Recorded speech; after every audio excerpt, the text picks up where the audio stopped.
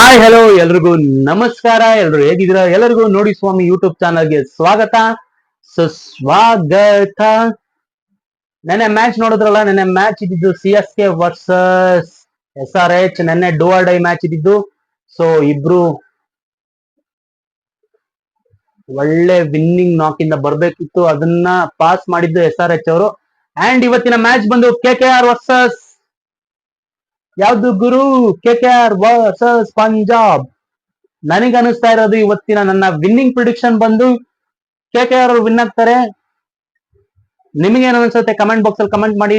ನನ್ನ ಪ್ರಿಡಿಕ್ಷನ್ ಇವತ್ತು KKR ಅವರು ವಿನ್ ಆಗ್ತಾರೆ. ನಿಮ್ಮ ಪ್ರಿಡಿಕ್ಷನ್ ಏನಂತ ಕಮೆಂಟ್ ಬಾಕ್ಸ್ ಕಮೆಂಟ್ ಮಾಡಿ ಅಂತ ಹೇಳ್ತಾ, ನಾಳೆ ಮ್ಯಾಚ್ ಇರೋದು ಡೆಲ್ಲಿ ವರ್ಸಸ್ RCB.